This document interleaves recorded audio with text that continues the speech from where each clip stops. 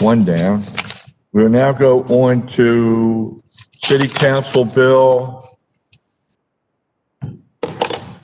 20-0609. The purpose of changing the zoning for the property known as 4207 through 4209 Menlo Drive, as outlined in red on the accompanying plat, from the I-1 zoning district to the OIC zoning district. Public notice requirements have been met, and if he's available, this was sponsored by Councilman Slifer. Councilman Slifer, are you available? Yeah, I'm here. Can you hear me? Yes, Councilman, you have the floor. Go ahead. It's your bill. Okay, just real quick. Thank you to the committee for holding this hearing. This is a property I had the privilege of touring with the property owner and the future business owner at this location. They have a great plan of putting services in there for seniors that are in need in the area. It's a great spot for it. There's a lot of parking in the rear, and it certainly just meets all the needs of the surrounding community. I also spoke to the business owners around that property and made sure that everybody was on board. Everybody is fully in favor of this. The community association's in favor of it. And so I would just request that the committee give a favorable report. Thank you.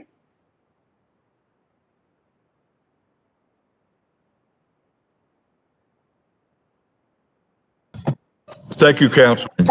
Can I ask a question? Yes, go ahead, Councilman. You got the floor.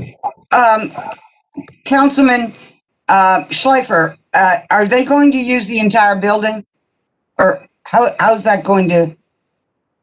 Yeah, I mean, there's two buildings on the property. Are you familiar with the property? No, I'm not. I'm sorry. Yeah, there's two buildings on the property.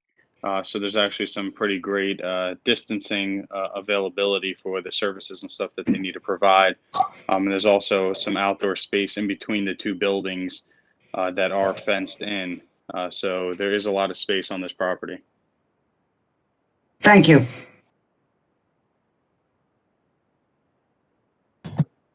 Thank you, Councilwoman. All the public notice requirements have been met. We've heard from Councilman Slifer. We will now go on to agency reports. Planning. Good afternoon again. This bill was heard by the Planning Commission in their meeting of October 8th, where the Commission recommended disapproval of the bill. This is a request to rezone from I-1 to the OIC Office Industrial Campus zoning. We understand that the applicant is an adult daycare provider who's been successful and is looking to expand their business. So they were looking for a building that would suit their needs for an expansion. And this building looks like it works for them. Unfortunately, the I-1 zoning was not compatible with that, did not permit for that use, and that's what led us to this request for rezoning. Like the last item that you heard, we had to object on procedural grounds. In that we're supposed to look at rezoning from a bigger picture and according to state guidelines. This appears to be a spot zoning to satisfy the needs of the particular applicant, and so that's why we were led to a recommendation for disapproval. Thank you, Eric. Any questions from the committee on planning staff's report? No? Okay. Let's go with BMZA. BMZA recommends disapproval of this bill. Thank you. DOT? Good morning, Mr. Chair. Liam Davis, Baltimore City DOT. DOT stands by its bill report, which is no objection. Okay, let's go with the Law Department.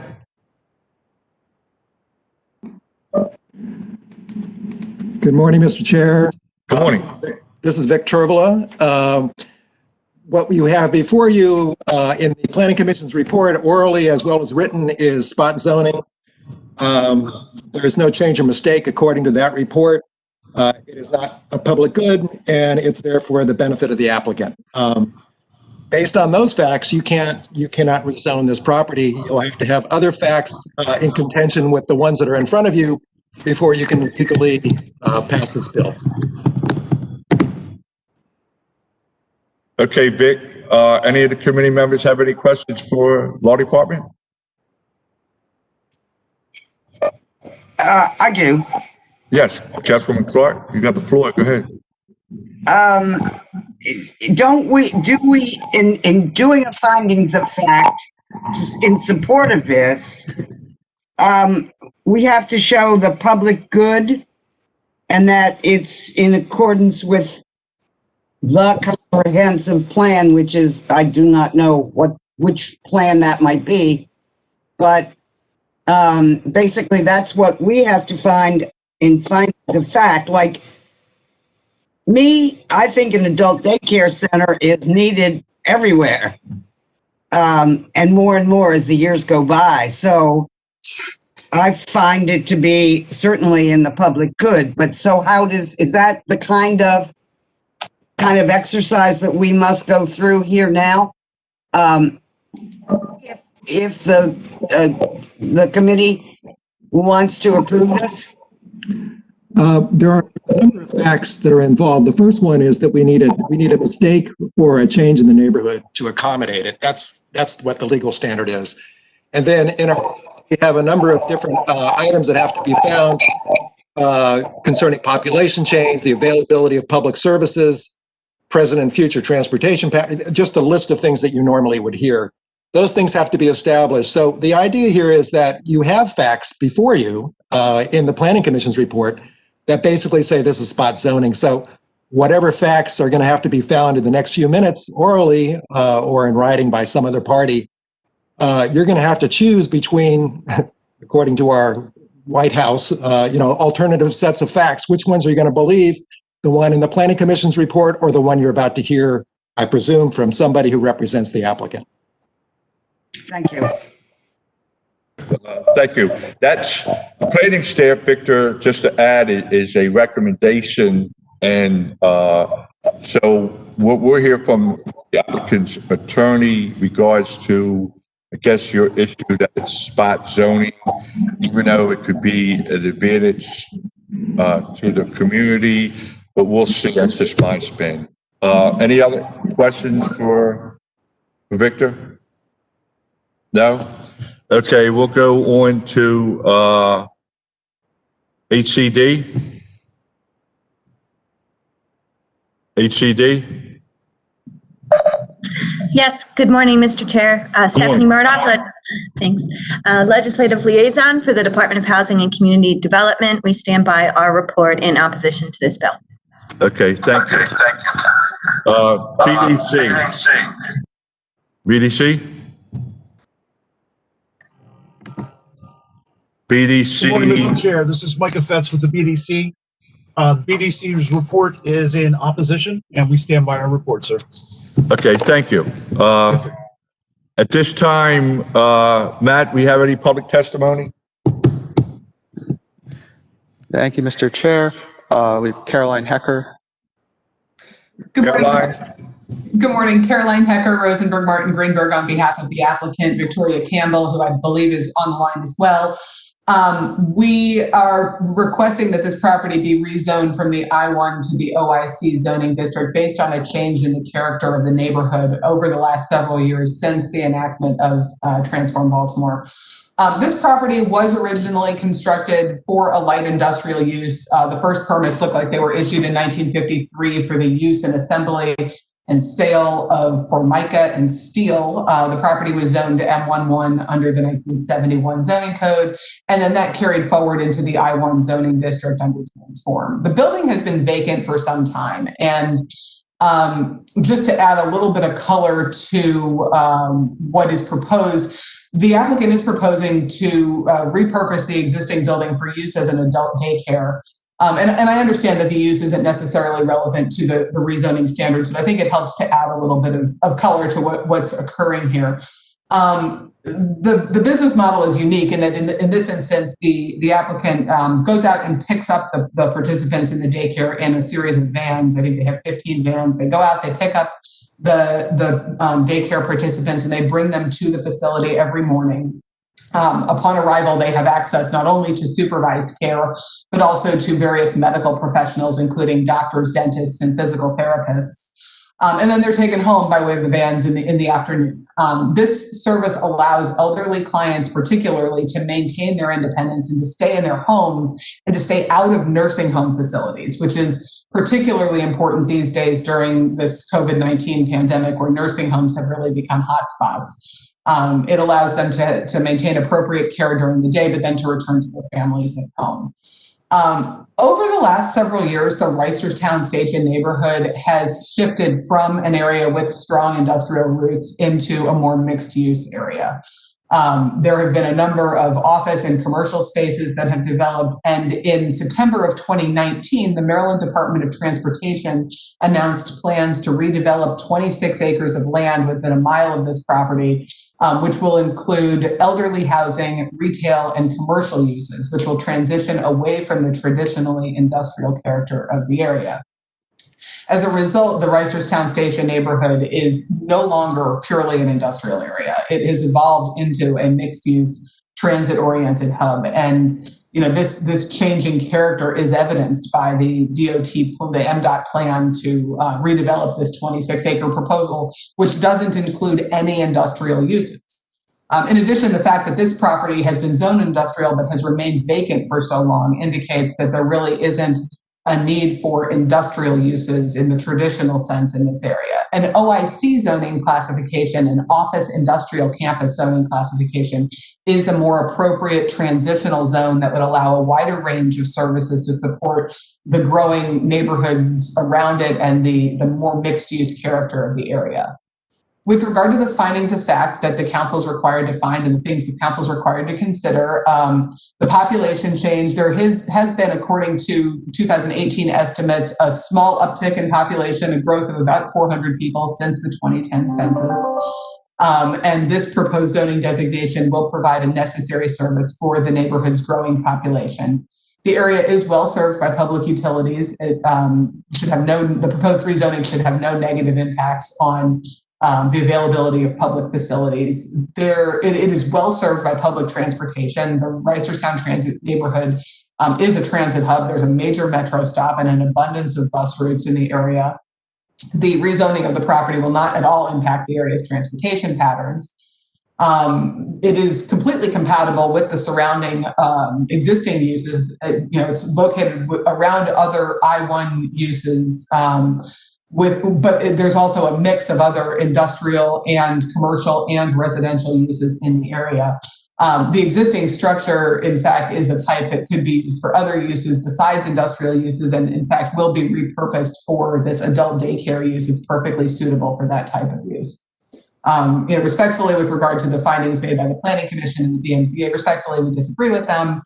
And we do believe that the proposed amendment is consistent with the city's comprehensive master plan. It will support the goal of retaining and attracting businesses in growth sectors, and by allowing the property to provide a service to support the surrounding residents. With regard to the considerations specifically required for map amendments, existing uses within the general area of the property in question. There are some industrial uses located in close proximity, but there are also a number of religious institutions, carry-out food facilities. There's a large office complex nearby. All of these uses are consistent with the proposed OIC zoning designation, which creates a nice transitional zone. The zoning of other property within the area, like I said, it is zoned within 1 block of commercially zoned properties. It's within 3 blocks of residentially zoned properties. It's within 3 blocks of other OIC properties and TOD properties. There is a diversity of zoning classifications within this area, and rezoning this property to OIC is consistent with that diversity. It is suitable, the property is suitable for the uses permitted in the OIC, but not in the I-1 zoning designation. It would, it's been vacant for a long time as I-1. If there was an industrial use that was appropriate for this site, it would be there by now. This will allow the reuse of a vacant structure. And the trend of development, if any, within the general area, as I mentioned, MDOT has proposed a major redevelopment plan to redevelop 26 acres located very close to this property for commercial and residential uses, not for industrial uses. And the OIC zoning designation for this district will promote complementary uses to serve those new residential and commercial uses, particularly the elderly housing that's proposed in the MDOT plan. Finally, with regard to the comprehensive plan, this rezoning supports the goal of retaining and attracting businesses in growth sectors. The needs of Baltimore City. Rezoning the property to OIC would allow a wider variety of uses, and it will support the upcoming nearby development and the existing residential community nearby.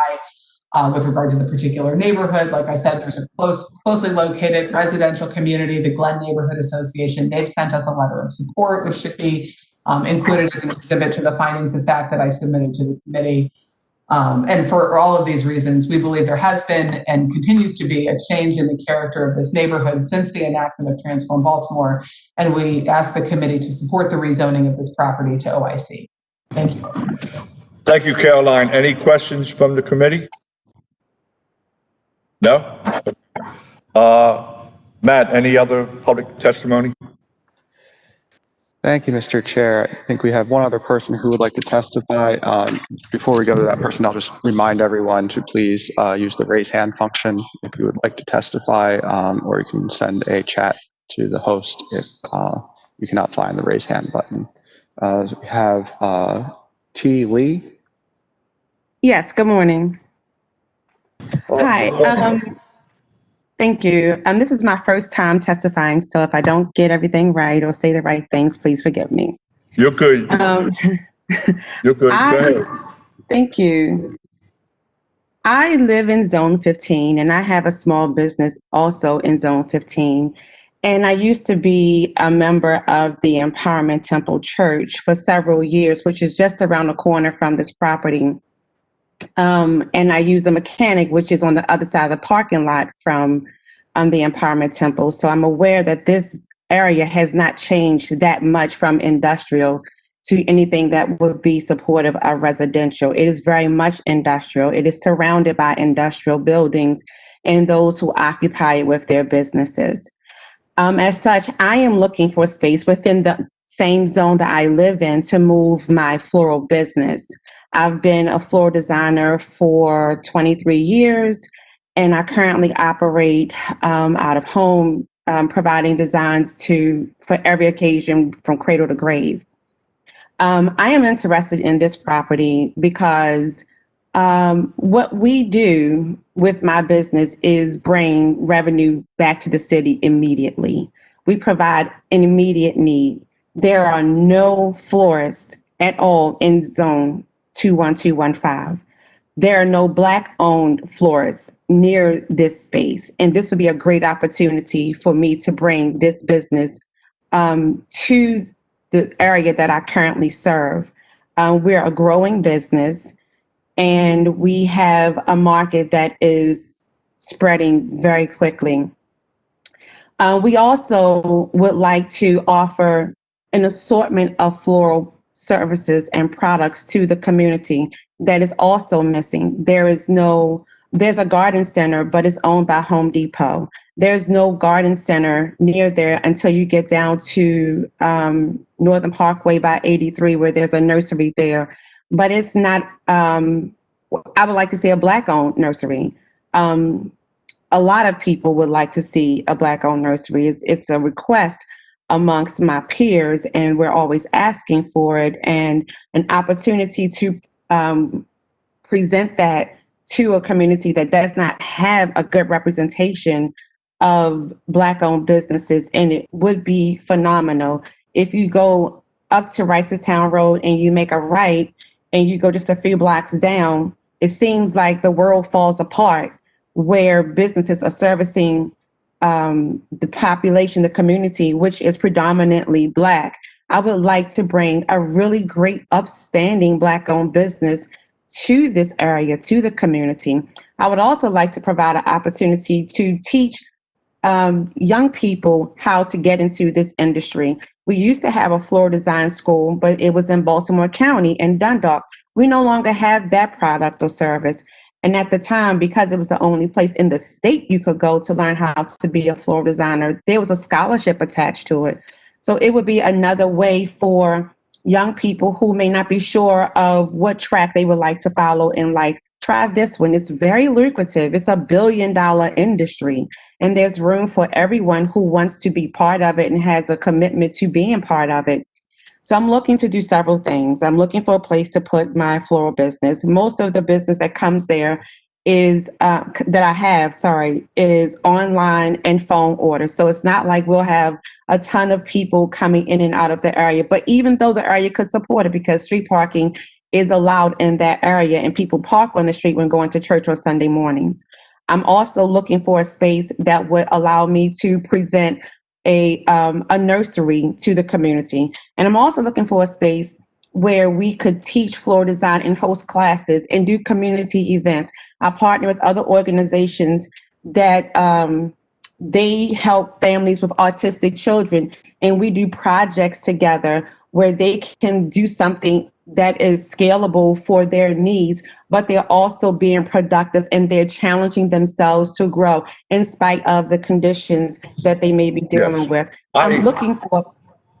Yeah, I apologize for interrupting. I just want to say that I understand sitting on the planning commission and with the city council, especially with I just want to add with the new mayor-elect Greene Scott, we strongly believe in equity. And that's basically with the business, the economic piece and all that. But yes, I want to state that with your concern, that issue, honestly, is between you and the owner of that property to discuss that. As a council, we do not negotiate, any business dealings from one property owner to a potential buyer. So I appreciate your testimony. I understand the equitable piece of it, and I thank you for that. But we need to stick with the issue at hand on changing the zoning. Okay, and if that's the case, then I oppose. Okay, thank you.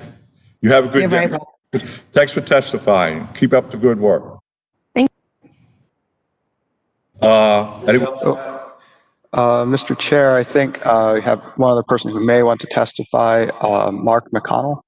Go ahead. Good morning. Can you hear me? Yes. Yes, thank you very much.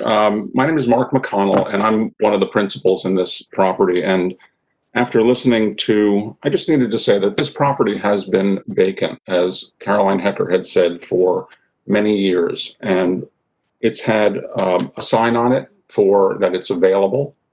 And I don't remember the woman's name who just spoke about the florist business, but I need to say that we have never heard from her.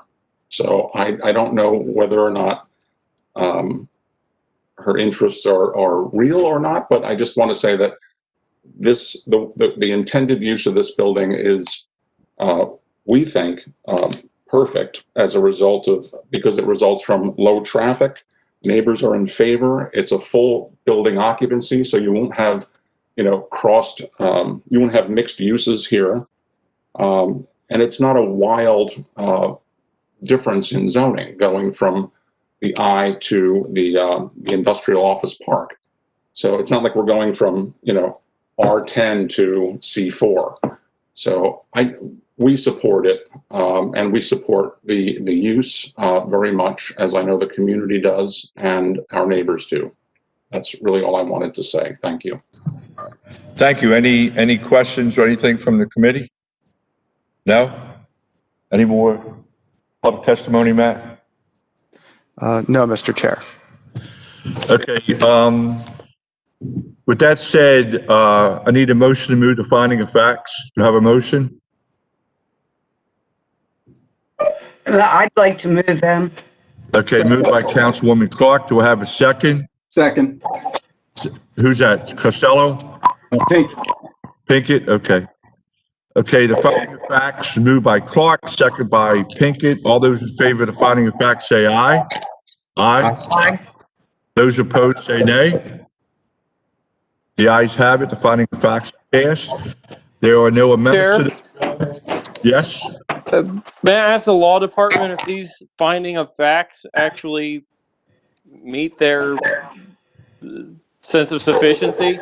Good question. Victor, can you answer for Councilman Dorsey on that? Yeah, that's a very tough question to ask and answer. Let me. You have essentially two sets of facts before you. You determine which facts that you really will rely on to rezone the property. You have, by the fact that you're passing this bill, you're suggesting that the facts provided by Ms. Hecker are the ones that you're going to be relying on. And there are enough facts with what Ms. Hecker provided to adopt this bill. So Victor, you answered this question. Councilman Dorsey, do you want to change your vote on the finding of facts? You stick with it? No, I just, it sounds like Victor says that the finding of facts provide legal sufficiency for the bill. So that answers my question. Thank you. Okay, thank you, Councilman. So we voted on the finding of facts. Yes. Now there's no amendments to this bill. Do I have a motion to move the bill favorable? So moved. Clark. Moved by Clark. Do I have a second? Second. Is that Pinkett? Yes. Okay. It's moved, bill moved by Councilwoman Clark, second by Pinkett. Vice Chair votes yes. Sneed? Yes. Sneed is a yes. Clark? Yes. Clark is a yes. Oh. Costello? Yes. Costello is a yes. Dorsey? Yes. Dorsey is a yes. Middleton? Yes. Middleton is a yes. Pinkett? Yes. Pinkett is a yes. Stokes? Yes. Stokes is a yes. So we have 8 yes. The bill passes favorable. We're coming up November the 16th. This concludes City Council Bill 20-0609.